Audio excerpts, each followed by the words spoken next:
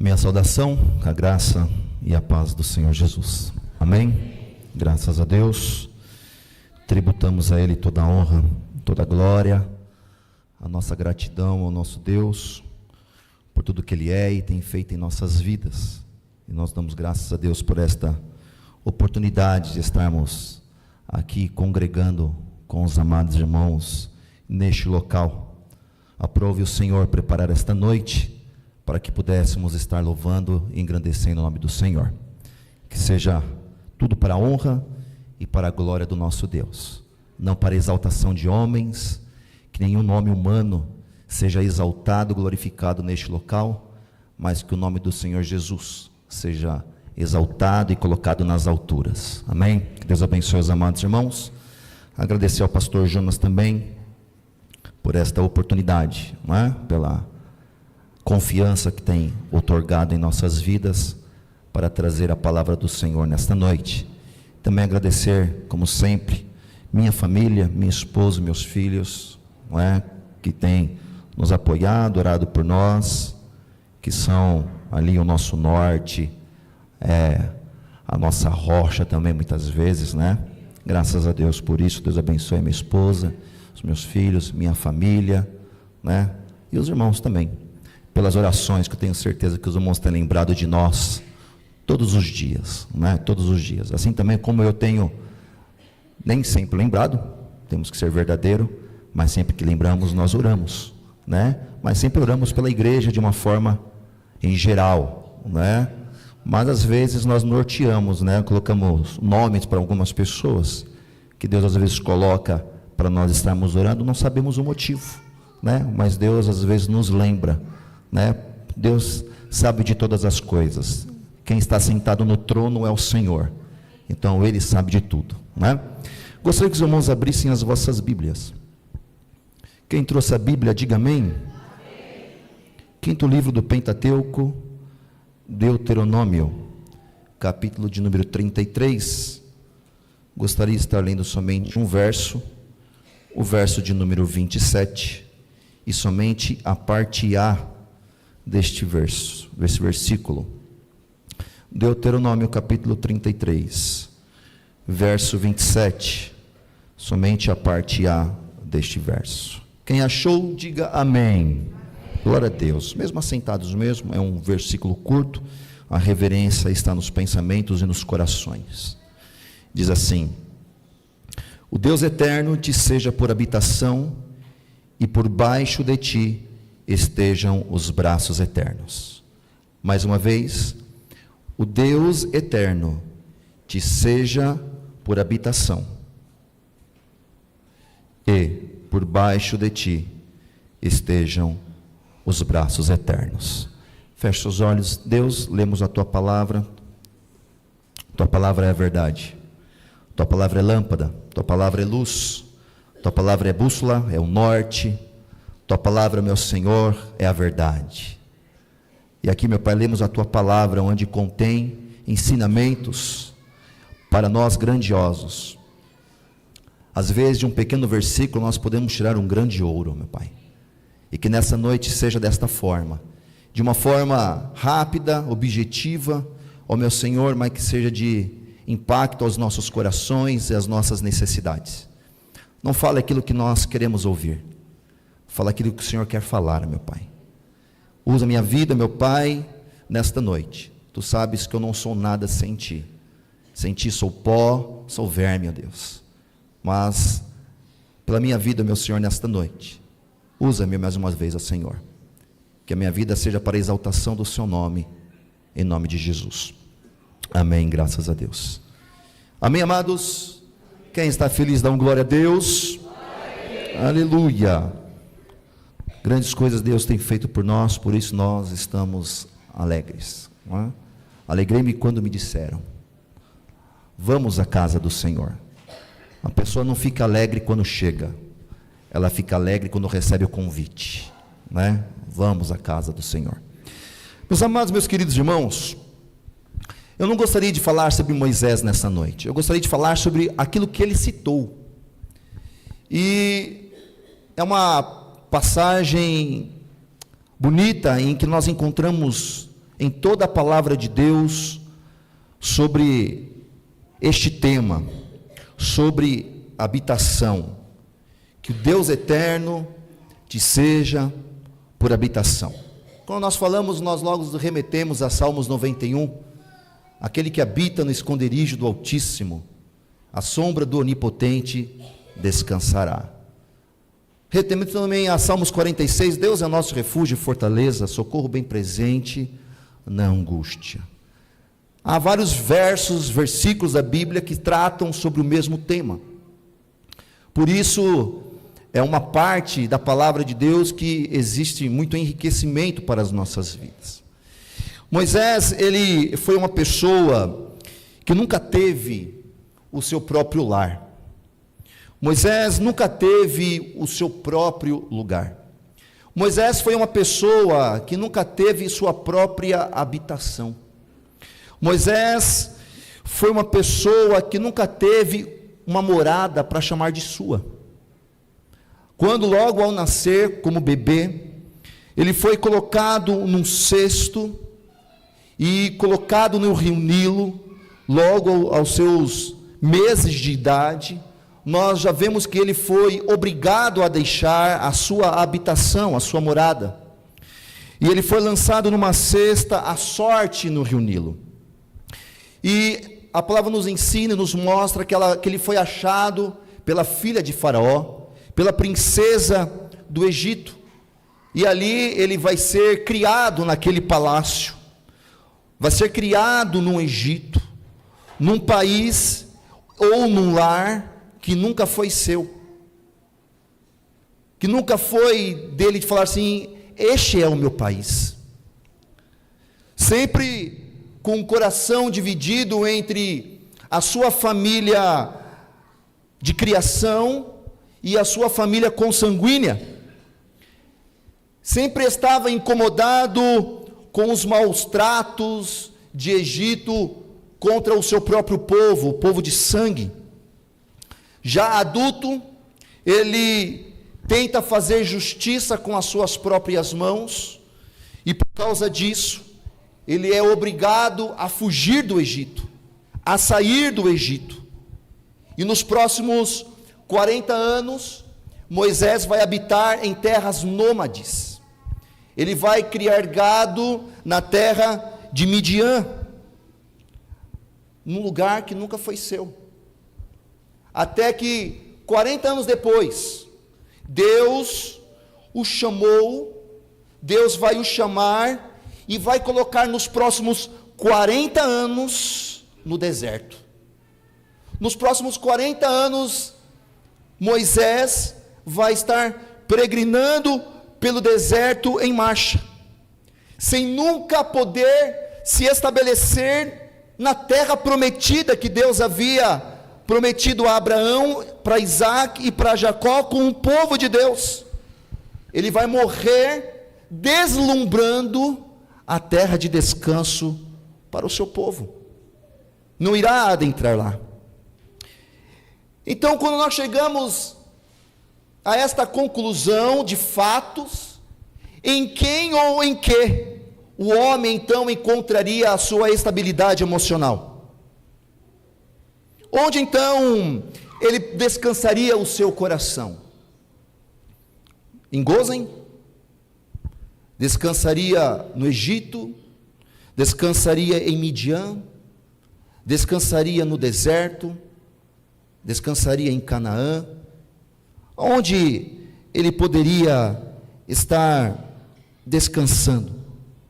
Onde ele poderia habitar? Qual desses lugares ele poderia chamar de sua habitação, de seu lar, de sua morada? E nós sabemos e entendemos o quanto é sagrado o local da nossa habitação.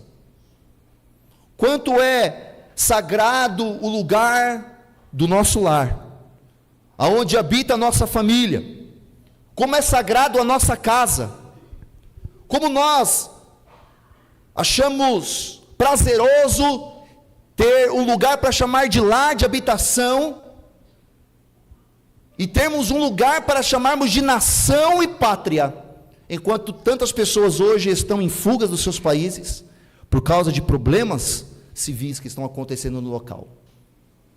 Como é prazeroso você ter um lugar para chamar de seu, de meu, de nós.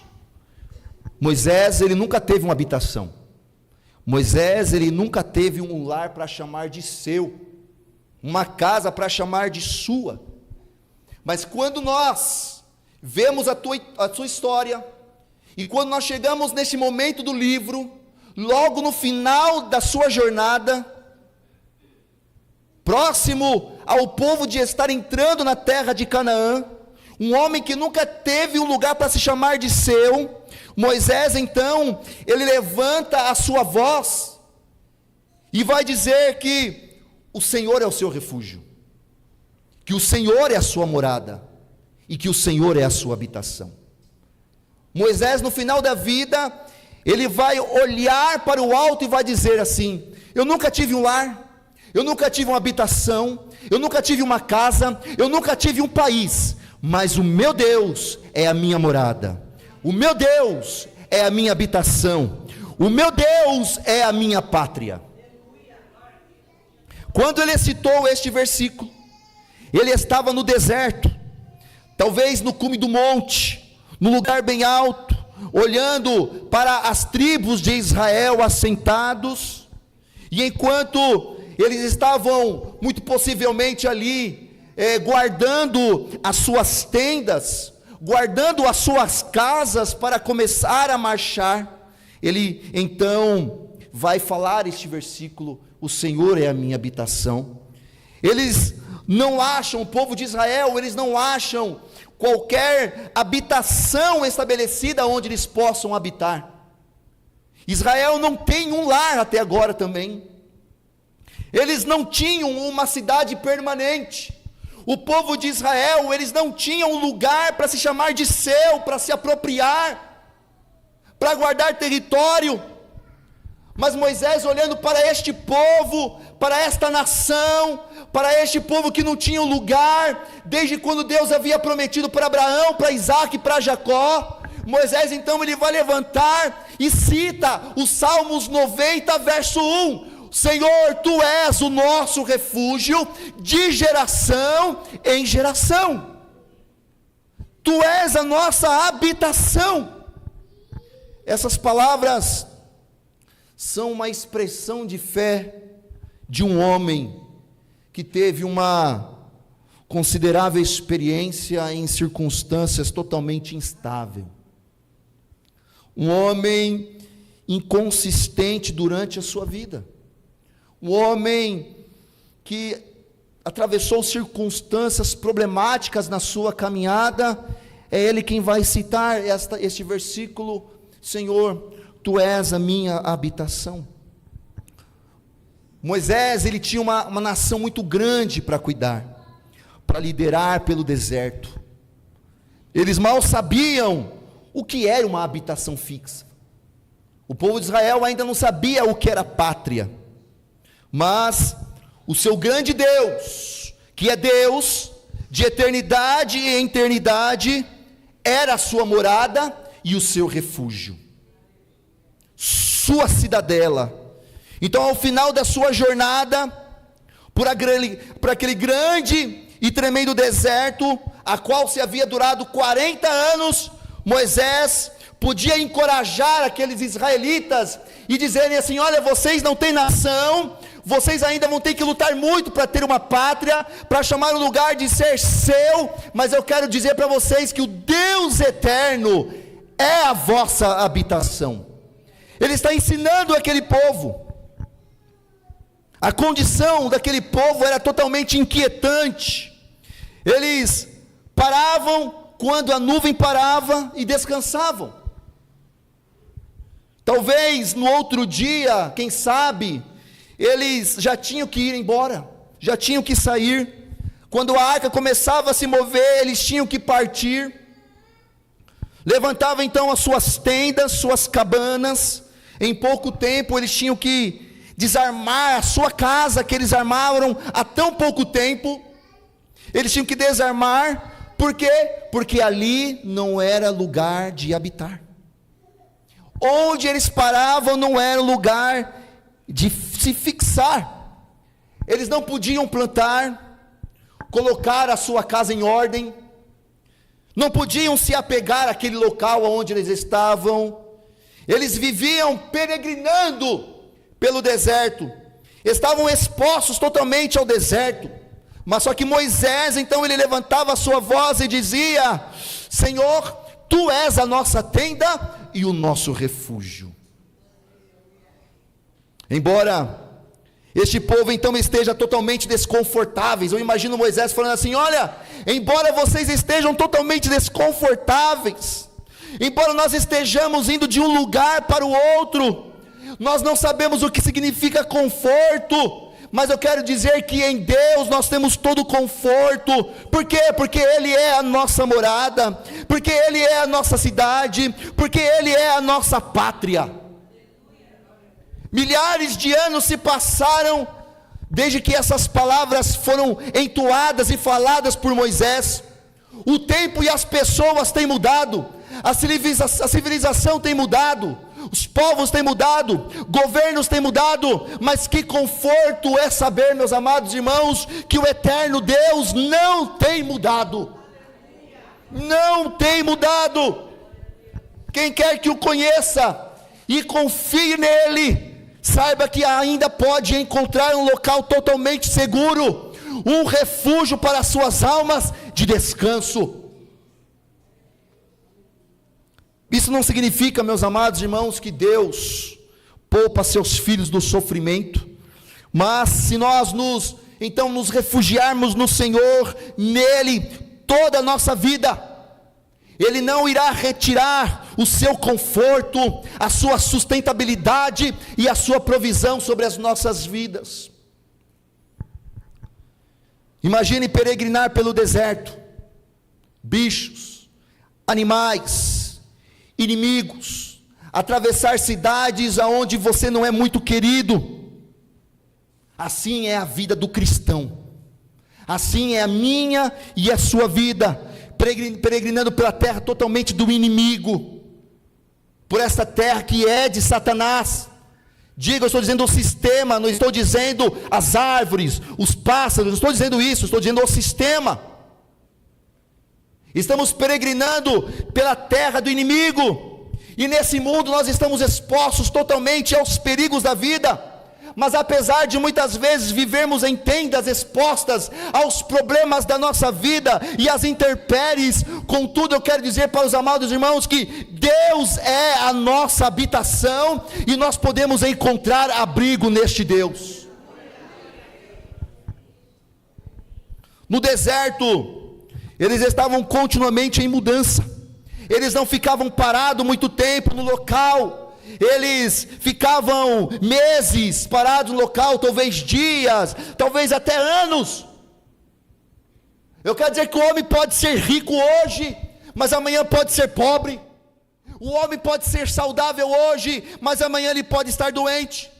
O homem pode estar feliz hoje, mas pode estar triste amanhã. Mas no que diz respeito àquele que é a sua morada, àquele que é a sua habitação, a palavra do Senhor diz em Tiago, capítulo 1, verso 17, que não há mudança e nem variação. Ele é o mesmo ontem, hoje e será para sempre. A casa dele, a nossa casa, a nossa habitação que é Deus, não é a casa dos 3 porquinhos, mas é a casa que permanece para todo sempre, que é fixa. Ele vai te proteger hoje, Ele vai te proteger amanhã, Ele vai te guardar hoje, Ele vai te guardar amanhã. Você pode ficar pobre hoje, rico amanhã, instável emocionalmente hoje, e amanhã está bem, totalmente depressivo hoje, mas amanhã você pode estar totalmente saudável. Mas eu quero dizer que mesmo nas dificuldades e na abundância, o nosso refúgio e a nossa habitação, Ele te guarda hoje, Ele te guarda amanhã e te guardará para todo sempre. O rei Davi também conheceu anos de incansáveis peregrinações. Ele foi caçado como um animal pelo próprio rei Saul. Mais ou menos, essa caçada durou em torno de mais ou menos uma década. Saul caçando Davi por causa de inveja, fazendo que Davi fosse peregrinar pelo deserto, fazer este homem ficar instável, indo até se refugiar em alguns anos, até na própria terra dos seus inimigos filisteus. Salmo 57:1, o salmista Davi vai escrever isso quando ele estava fugindo de Saul: tem misericórdia de mim, porque a minha alma confia em ti, e à sombra das tuas asas me abrigo, até que passem as calamidades. Mesmo Davi sendo velho, sendo rei de Israel, no seu palácio, na sua habitação, um lugar para se chamar de seu, quando Davi fica velho, e muito possivelmente pela fuga, diante do seu filho Absalão, que se rebelou contra ele, Davi teve que passar pela mesma situação antes dele ser rei. Teve que sair do seu lar, teve que sair da sua habitação, teve que deixar sua casa, longe de tudo, deixar o lugar que ele amava, onde ele estava estável, fixo. Então ele vai citar em Salmo 71, verso 3, Sê tu, ó Senhor, a minha habitação forte, a qual possa recorrer continuamente. Deste um mandamento que me salva, pois tu és a minha rocha e a minha habitação. Habitação, que o salmista está dizendo aqui, é morada. Um homem já totalmente idoso, fraco, vulnerável, mas ele está em uma habitação totalmente forte. Era um homem que anelava a Deus como seu refúgio. O salmista Davi era um homem que anelava a Deus como a sua habitação. Salmo 17, verso 8: guarda-me como a menina do olho, esconda-me à sombra das tuas asas. A sombra das tuas asas, ele está figurando aqui como um pássaro fêmea cuidando dos seus próprios filhotes. Ele está dizendo: cuida de mim como uma mãe pássaro cuida dos seus filhotes. Guarda-me debaixo das tuas asas. Ele vai dizer, mesmo assim em Salmo 27, o Senhor é a minha luz e a minha salvação, a quem temerei? O Senhor é a força da minha vida, de quem me recearei? Quando os malvados, os meus adversários, os meus inimigos, se levantaram contra mim para comer as minhas carnes, eles tropeçaram e caíram. Ainda que uma guerra se levantasse contra mim, o meu coração não temeria. Ainda que um exército me cercasse, nele eu confiaria. Uma coisa eu pedi ao Senhor e a buscarei, que eu possa morar na casa do Senhor todos os dias da minha vida, para contemplar a sua formosura e habitar no seu templo. Olha só, porque no dia da adversidade me esconderá no seu pavilhão, e na adversidade me colocará no oculto do seu tabernáculo. Oh, aleluia! Israel, por não se refugiar no Senhor, em Deus, ele vai ver a sua terra totalmente devastada, e eles serão levados como cativo. Depois do exílio, quando eles saem, eles vão encontrar somente ruínas, uma cidade totalmente destruída, a Jerusalém que eles amavam totalmente destruída. Quando as pessoas não fazem mais Deus como a sua habitação, Babilônia será a sua habitação. Quando as pessoas não fazem Deus como refúgio, Babilônia será o seu refúgio. Exilados, longe da sua terra, então eles vão começar a lembrar da provisão do nosso Deus. Eles vão saber que não é Jerusalém que é a sua habitação, mas eles vão saber que Jeová é o seu próprio refúgio. Eles vão começar a lembrar em Salmo 126, quando o Senhor tirou do cativeiro os que voltavam de Sião, estavam como os que sonham. Então a nossa boca encheu-se de riso e a nossa língua de louvor. Então dentre as nações se diziam: grandes coisas Deus tem feito a estes, grandes coisas Deus tem feito por nós, por isso estamos alegres. Faz-nos regressar novamente como as correntes do sul. Os que semeiam em lágrimas cegarão com alegria. Aquele que leva a preciosa semente andando chorando, voltarão carregando consigo seus próprios molhos. Eles vão cantar isso, lembrando da provisão de Deus. Os judeus tinham dificuldade de entender que habitar em Deus era muito mais profundo do que propriamente morar na grande capital chamada Jerusalém. E nós vamos ver pela fé Abraão deixando Ur, sua casa, sua terra. Abraão vai viver como peregrino. Em Hebreus capítulo 11, verso 9, verso 10, a palavra do Senhor vai nos dizer que Abraão viveu peregrinando. Ele viveu como peregrino em tendas. A tenda, meu amado irmão, é o símbolo do peregrino. Quando nós paramos então para pensar, nós vemos que Abraão, ele não tinha qualquer prova concreta, tangível, palpável de uma vida de bênção à sua frente. Não tinha nada concreto. Ele tinha somente o quê? A voz de um Deus que falou que estaria com ele, mas não tinha nada concreto na sua mão. Tudo que ele precisava fazer então é o quê? Confiar no Senhor. Então, enquanto Abraão ia de um lugar para o outro, a vontade de Deus parecia ser um enigma para ele. Muitas vezes, talvez ele não entendia qual era a vontade do Senhor, mas lendo a palavra de Deus, nós percebemos que Deus o esteve guiando o tempo todo. Deus foi a sua habitação, sua morada, sua fortaleza, sua pátria. Deus, Ele quer ser a nossa habitação, a sua habitação, o seu país, a sua nação e a sua pátria. Jeremias capítulo 17, verso 17: não me sejas por estranho, meu refúgio és tu no dia do mal. Salmos 90, verso 1: ó Senhor, tu és o meu Deus, de geração em geração.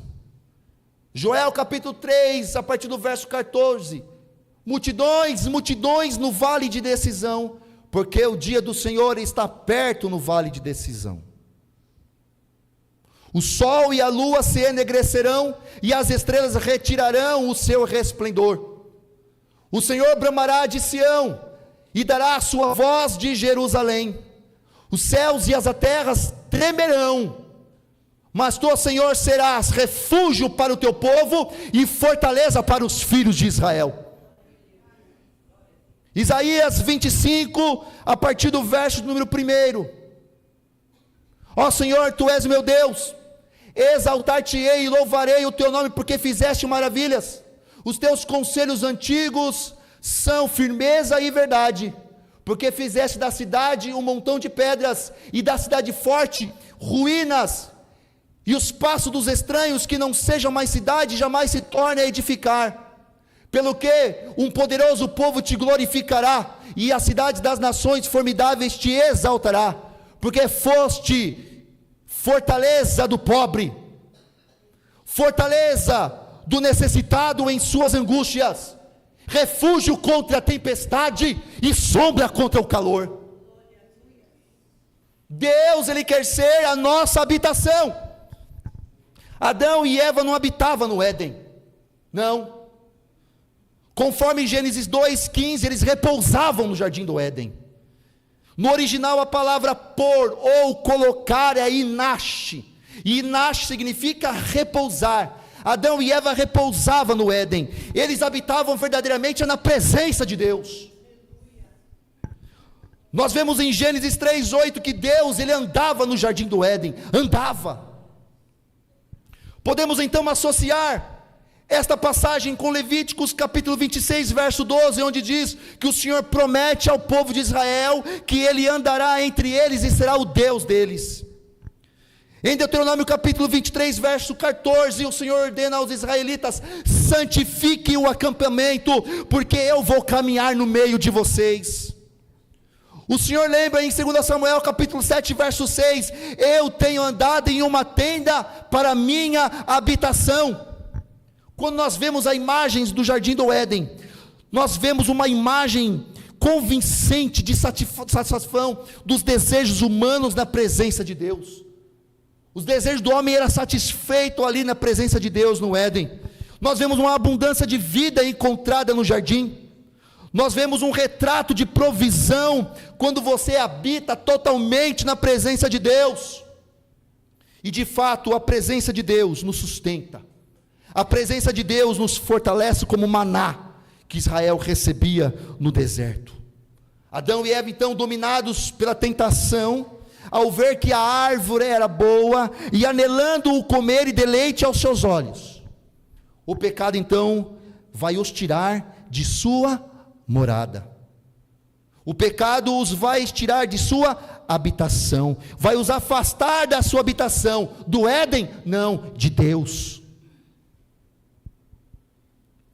Os fazendo tentar se esconder de Deus atrás de árvores, porque descobriram que eles estavam totalmente nus, eles estavam desprotegidos.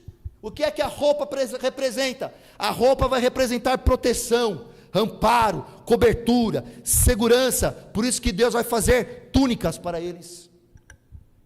O homem que tenta se esconder de Deus está sem proteção para a sua vida. O homem que não tem habitação como Cristo está desprotegido. E a humanidade de lá para cá tem tentado se esconder de Deus, e quando ela faz isso, é uma humanidade que sofre com medo e temores. O homem que vai tentar se esconder de Deus ou se esconde de Deus vai ter medo do futuro e da morte. O pecado tem impedido o homem de habitar na presença de Deus, de ter Deus como a sua habitação. Então, como nós, então, amados irmãos, sendo pecadores, podemos permanecer em Deus e habitar nele? Que condição Deus vai exigir então para que nós possamos fazer dele a nossa habitação? Deus então ele vai abrir um novo e vivo caminho. Graças a Cristo, nós vamos poder adentrar novamente e ter Deus como a nossa habitação. Nós vamos poder entrar com ousadia no Santo dos Santos. A condição então para habitar em Deus foi dada por Cristo. O que garante a nossa habitação é a graça de Deus em Cristo Jesus. Nós voltaremos então por Cristo à nossa habitação inicial, a qual Davi tinha, a qual Adão tinha. Nós retornaremos à nossa habitação como? Fazendo de Cristo a nossa habitação. 2 Coríntios capítulo 5 verso 17 diz: se alguém está em Cristo. A verdade de Paulo declara que a vida cristã é a vida de um homem em Cristo. Paulo vai definir o cristão como então, meus amados e queridos irmãos, que o cristão vai definir como aquele que está em Cristo. Romanos capítulo 8 verso 1. O irmão sabe de cor? Como é que é? Alguém cita Romanos 8:1? Para os que estão em? Porque agora nenhuma condenação há para os que estão em Cristo. Paulo define o cristão que é aquele que está em Cristo. Aí eu pergunto, o que é esse estar? O que é esse estar? Estar no original é uma preposição primária, que vai denotar uma posição totalmente fixa. É uma preposição primária, denotando uma posição fixa, de 3 formas: de tempo, de lugar ou estado. Então é importante nós falamos o quê? Observarmos a importância dessa preposição, pela movimentação que essa expressão em Cristo vai evidenciar. Quando nós então paramos para fazer uma exegese bíblica, não se encaixa estar em Cristo como uma preposição de tempo e nem de estado. A única preposição que cabe neste texto é: estar em Cristo é um lugar. Um lugar. O fundamento dessa expressão nos foi dado então pelo próprio Senhor Jesus. Onde? Evangelho de João, capítulo 15, verso 4. permaneceis em mim e eu permanecerei em vós. Cristo então vai nos dar uma informação totalmente importante, privilegiada. Por quê? Porque permanecer no grego é menô. E menô, em primeiro lugar, quando você faz uma exegese, primariamente é o que você tem que tomar como parte, é o que vem em primeiro, dentro de um contexto. O que vem em primeiro dentro de menô, que em primeiro lugar, permanecer no original, menô, vai se referenciar, faz uma referência a um lugar, que vai significar residir, não partir e habitar. Como por exemplo, Evangelho de João, capítulo 14, verso 17, vai dizer assim, que o Espírito habita conosco. Este habitar, no original é menô. Então nós estamos falando de um lugar, é o mesmo verbo usado no original, somente o tradutor colocou permanecer, mas ele poderia colocar habitar. Diante disso, então Jesus vai nos ordenar o quê? Que vocês devem encontrar o que Jesus está dizendo, vocês devem encontrar abrigo em mim, isto é, vocês têm que fazer de mim a sua habitação. 1 de João capítulo 2, verso 27 e 28, o que é que vai nos dizer lá? E a unção que vós recebeste dele fica em vós, e não tendes necessidade de que alguém vos ensine, mas com a sua unção vos ensina todas as coisas, e é verdadeira, e não é mentira, como ela vos ensinou, assim nele permanecereis. Agora, filhinhos, permanecei nele. Sabe quantas vezes aparece esse verbo no livro de 1 de João? 24 vezes, dizendo que nós devemos habitar em Cristo. O sentido então básico apresentado por João na sua epístola é: devemos então fazer o quê? Morar nele, habitar nele, de uma forma totalmente firme.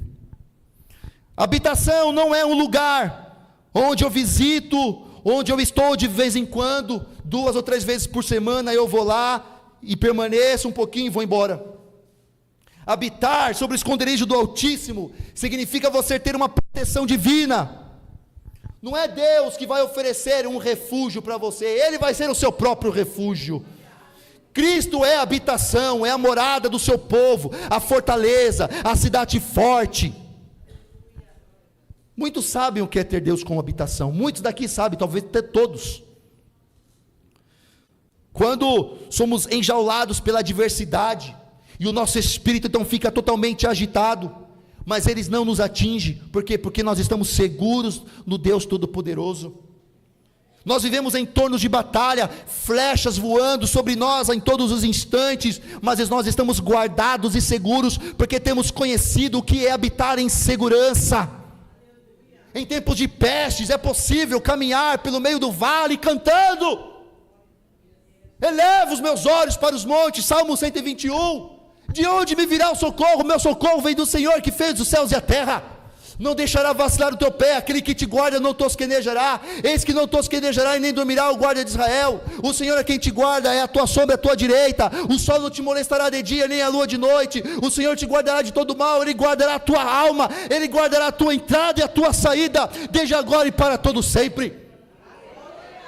O Senhor é meu pastor e nada me faltará, deitai-me faz em verdes pastos, guia-me mansamente as águas tranquilas, refrigera minha alma, guia-me pela vereda da justiça, por amor do teu nome, ainda que eu ande pelo vale da sombra da morte, não temerei mal algum, porque tu estás comigo, a tua vara e o teu cajado me consola. Prepara uma mesa perante mim, na presença dos meus inimigos, unja minha cabeça com óleo, e o meu cálice transborda. Certamente que a bondade e a misericórdia do Senhor me seguirão todos os dias da minha vida, e habitarei na casa do Senhor por longos dias. Paulo então a pregar em Atos capítulo 17, verso 22 em Atenas. 17 e 22, estando Paulo no meio do Areópago, disse: varões atenienses, em tudo vos vejo um tanto supersticiosos, porque passando eu e vendo o vosso santuário, vi também o altar em que estava escrito: ao Deus desconhecido. Esse porém que vós honrais não o conhecendo, é que eu vos anuncio, o Deus que fez o mundo e tudo o que nele há, sendo o Senhor dos céus e da terra, não habita em templos feitos por mãos de homens, e não tampouco é servido por mãos de homens, como que necessitando de alguma coisa, pois Ele mesmo é quem dá a todos a vida, a respiração e todas as coisas, e de um só fez toda a geração dos homens homens para habitar sobre toda a face da terra, determinando os tempos já dantes ordenados, os limites da sua habitação, para que buscasse ao Senhor, se porventura tateando o pudessem achar, ainda que Ele não está longe de cada um de nós. Por quê? Porque nele vivemos, porque nele nos movemos e existimos, como alguns de vossos poetas também disseram: somos pois tua geração. Se nós pois somos geração de Deus, não havemos de cuidar que a divindade seja de ouro, de prata, ou por artifícios ou por imaginação de homens, porque nele vivemos, nos movemos e existimos. O que isso me quer dizer? Que Jesus para mim é a minha pátria, é o meu país, tudo vem dele, tudo que nós precisamos está no Senhor. Cristo é a nossa pátria, e pátria está associada a governo soberano, um governo que governa o povo e garante ordem através de leis e de constituição. Então, pegando com base as diretrizes do nosso país, o Brasil tem símbolos que o representam, elementos que representam o Brasil, elementos de união, elementos de valores, elementos de nobreza. Eu vejo em Jesus Cristo o meu país, e eu vou associar os elementos da nação brasileira com Jesus Cristo. Lei 5.700 de 1971 vai estabelecer os símbolos nacionais do Brasil. Primeiro, bandeira nacional. Segundo, selo. Terceiro, hino. E quarto, armas. Eu poderia aqui colocar a Constituição, artigo 5º, artigo 6º, que todos nós somos iguais perante a lei, que todos têm direito à cidadania, à educação, mas não vai dar tempo. Eu vou ficar somente com os símbolos, quem sabe a parte 2. Símbolos nacionais. Será então que nós podemos fazer de Cristo o nosso país? O que a bandeira vai representar para uma nação? Bandeira servia há muitos anos atrás, para identificar os militares no meio de uma batalha. Mas hoje, ele vai simbolizar uma nação como uma nação independente e soberana. É isso que a bandeira significa para uma nação. Êxodo, capítulo 17, verso de 8 a 15, vai nos dizer: então veio Amaleque e pelejou contra Israel em Refidim, pelo que disse Moisés a Josué: escolhe-nos homens e sai a peleja contra o Amaleque. Amanhã eu estarei no cume do outeiro e a vara de Deus estará na minha mão. E fez Josué como Moisés lhe dissera, pelejando contra Amaleque. Mas Moisés, Arão e Hur subiram ao cume do outeiro. E acontecia que quando Moisés levantava a sua mão, Israel prevalecia, mas quando ele abaixava a sua mão, Amaleque prevalecia. Porém as mãos de Moisés eram pesadas, por isso tomaram uma pedra e a puseram debaixo dele, para assentar-se sobre ela. E Arão e Hur sustentaram as suas mãos, um de um lado e o outro do outro. Assim ficaram as suas mãos firmes até que o sol se pôs. E assim Josué desfez a Amaleque e a seu povo a fio de espada. Então disse o Senhor a Moisés: escreve isso para a memória num livro e relata aos ouvidos de Josué, que eu totalmente hei de riscar a memória de Amaleque de debaixo dos céus. E Moisés edificou um altar e chamou o seu nome: o Senhor é a minha bandeira. Nós vemos aqui uma passagem onde Israel batalhou contra Amaleque, um inimigo feroz, que Deus pediu para eles aniquilarem da face da terra. Mas nós vemos na mão de Moisés um objeto chamado de bordão, ou em muitas traduções de vara. Então o bordão de Deus, ou a vara, é o elemento chave nos momentos decisivos no livro de Êxodo. Esse bordão, ele é um instrumento visível da manifestação do poder de Deus.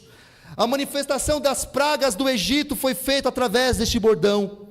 Esse bordão se transformou em serpente. Esse mesmo bordão, ele vai transformar o mar em sangue.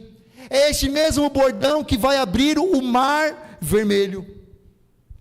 Ela vai ser, a vara, o bordão vai ser um fator que vai determinar a vitória de Israel contra o inimigo.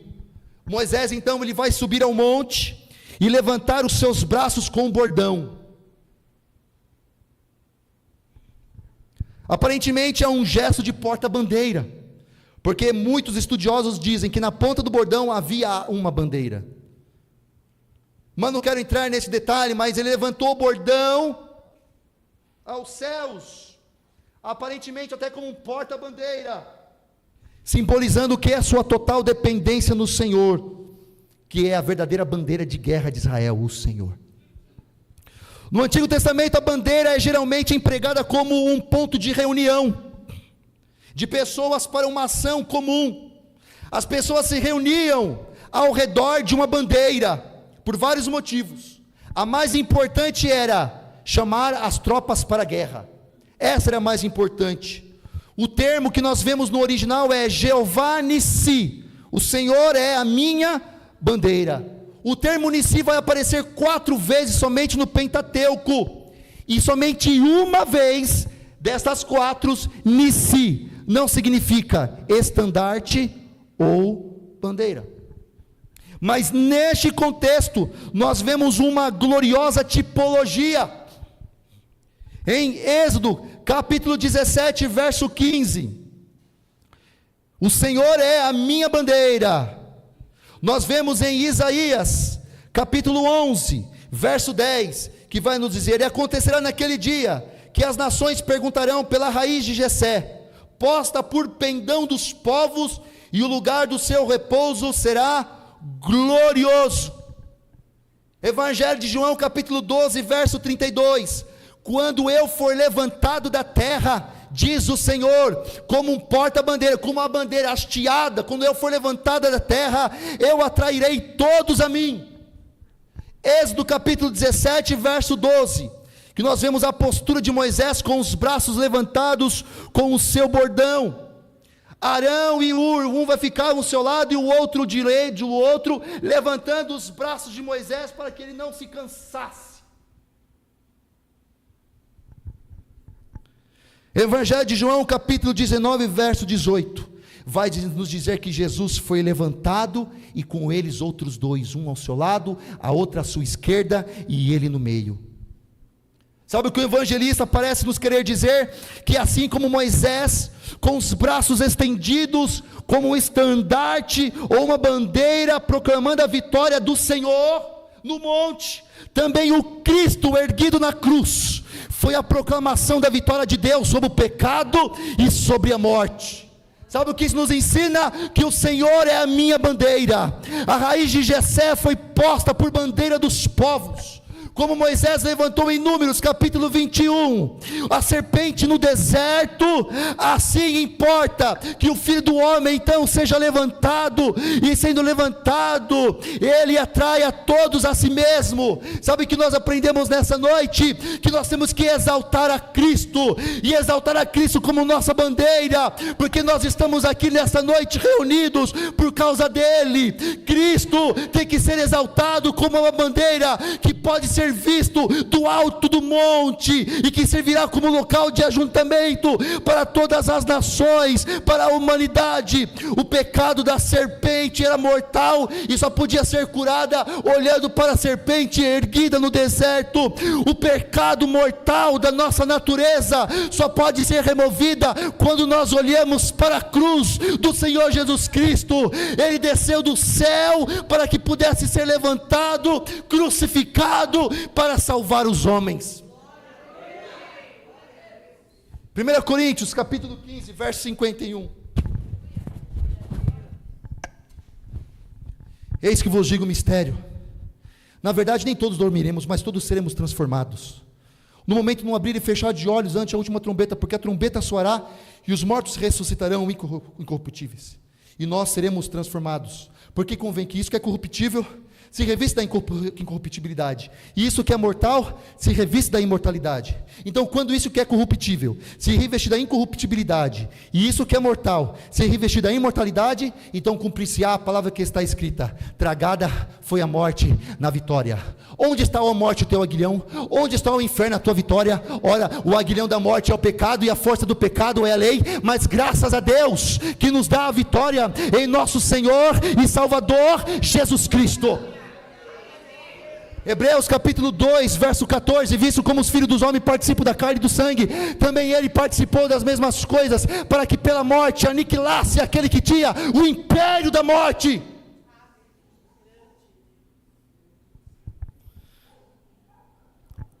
Jesus é a nossa bandeira. Erguei Jesus o mais alto que nós pudermos e proclamamos Jesus como a nossa bandeira. Hastei a sua bandeira dizendo: eu sou do Senhor Jesus, eu sou mais do que vencedor em Cristo, porque Ele é a minha bandeira, nele a vitória, nele a salvação.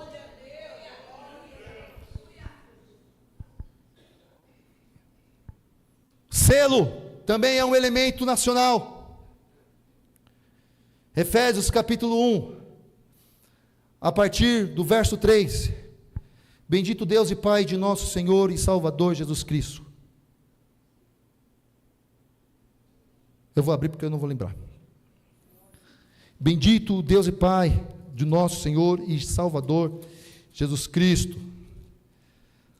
Verso 3. O qual nos abençoou em todas as bênçãos espirituais nos lugares celestiais em Cristo, como também nos elegeu nele antes da fundação do mundo, para que fôssemos santos e irrepreensíveis diante dele em caridade. E nele, nele nos predestinou para filhos de adoção por Jesus Cristo, para si mesmo, segundo o beneplácito de sua vontade, para louvor e glória da sua graça, pela qual nos fez agradáveis assim no amado, em quem temos a redenção pelo seu sangue, a remissão das ofensas, segundo as riquezas da sua graça, que ele tornou abundante para conosco em toda sabedoria e prudência, descobrindo-nos o mistério da sua vontade, segundo o seu beneplácito que propusera em si mesmo, de tornar a congregar em Cristo todas as coisas, na dispensação da plenitude dos tempos, tanto as que estão no céu como as que estão na terra. Nele digo, em quem também fomos feitos heranças, havendo sido predestinados conforme o propósito daquele que faz todas as coisas segundo o conselho da sua vontade, com o fim de sermos para louvor da sua glória, nós que primeiro esperamos em Cristo, em quem também vós estáis, depois que ouvis a palavra da verdade, o evangelho da vossa salvação, e tendo nele também crido, fostes selados com o Espírito Santo da promessa, o qual é o penhor da nossa. O selo nacional é um símbolo usado pelo governo em documentos oficiais, em o objetivo de autenticar os atos governamentais. Isso é o selo. Vemos essa passagem que você vai receber o Espírito Santo imediatamente após você crer em Cristo. Creu em Cristo, selado com o Espírito Santo de Deus. Ao confiar em Cristo, você recebe o selo do Senhor. Então, o que significa este selo, meu amado irmão Fernando? Quando você vai ao cartório para fazer um documento, é colocado um selo, como garantia de que aquele documento ele é seu.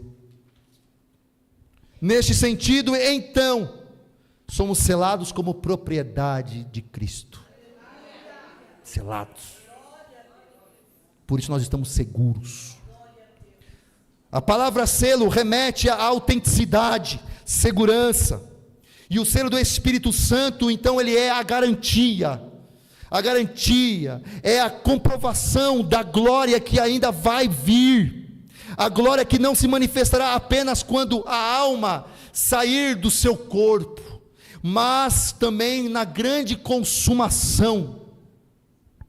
O Espírito Santo não é somente uma promessa cumprida por Deus para habitar no seu povo, mas também é uma garantia de que Deus os conduzirá à herança que é dele para sempre, que é sua, a nos conduzir à nossa herança.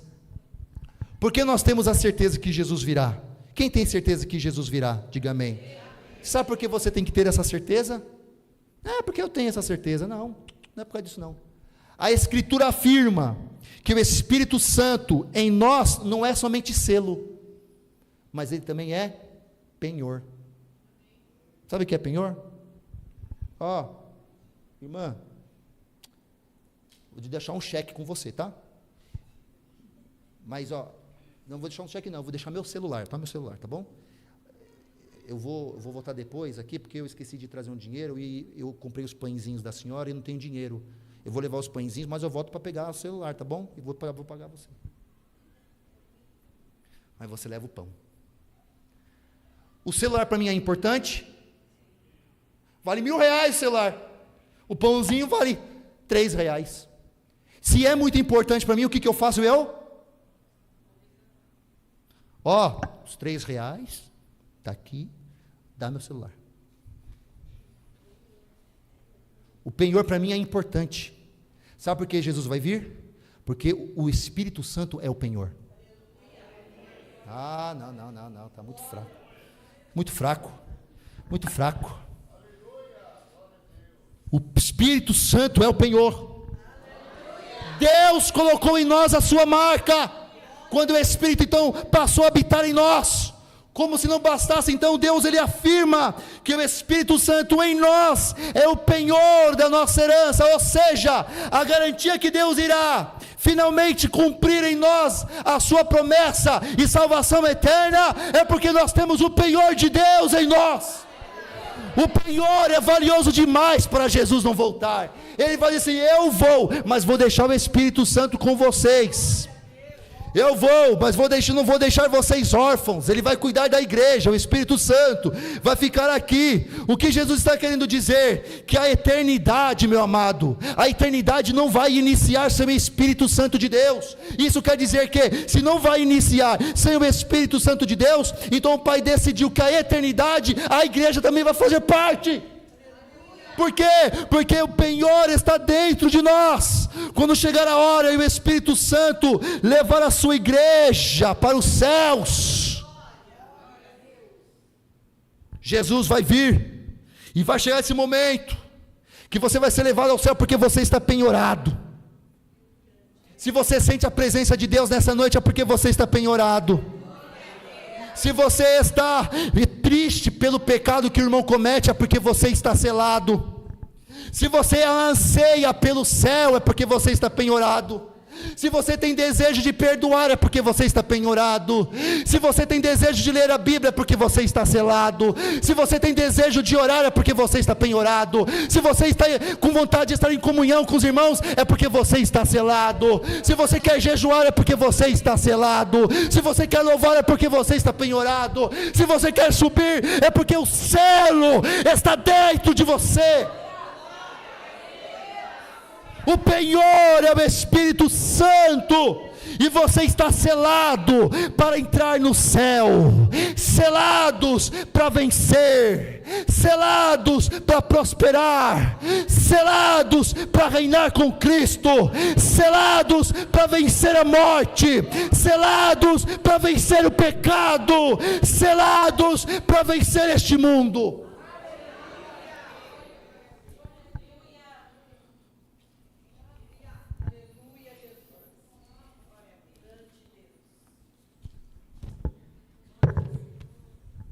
O hino nacional representa uma nação e vai simbolizar todas as lutas que essa nação já passou, todas.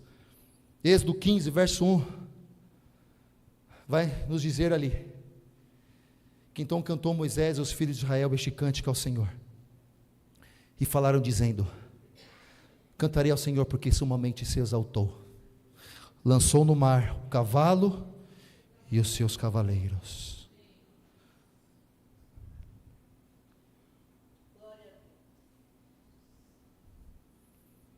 Lançou no mar o cavalo e os seus cavaleiros.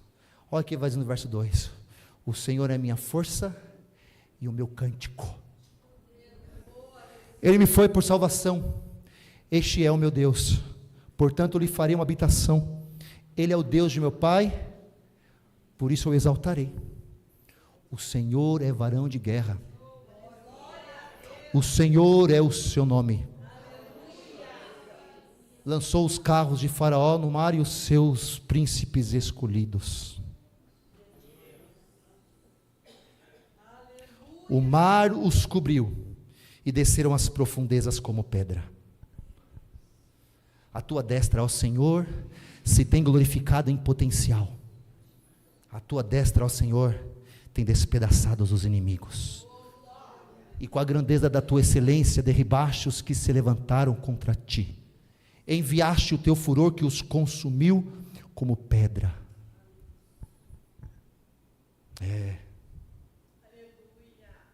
Esse é o nosso Deus. Sopraste com teu vento, amontoaram-se as águas, as correntes pararam como montão, e os abismos coalharam-se no coração do mar. Os inimigos diziam: perseguirei, alcançarei e repartirei os despojos, fartar-se-á a minha alma deles, arrancarei a minha espada e minha mão os destruirá.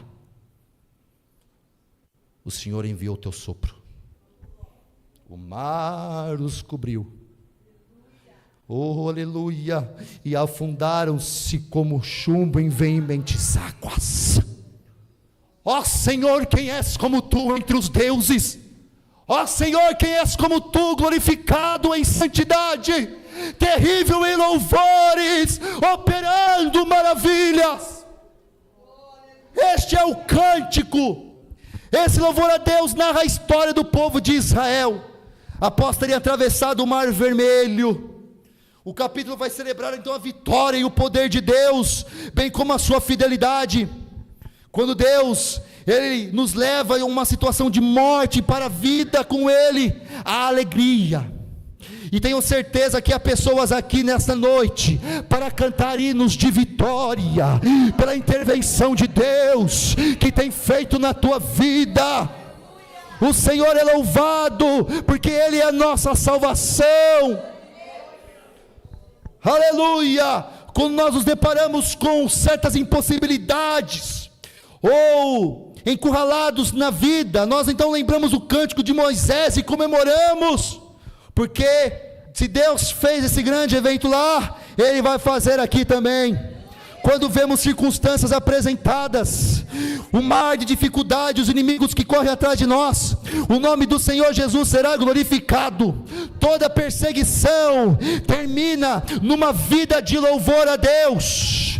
Quando nós usamos a autoridade que o Senhor nos deu, nós avançamos nossa ação e trazemos a glória que seria nossa, não, mas para Ele.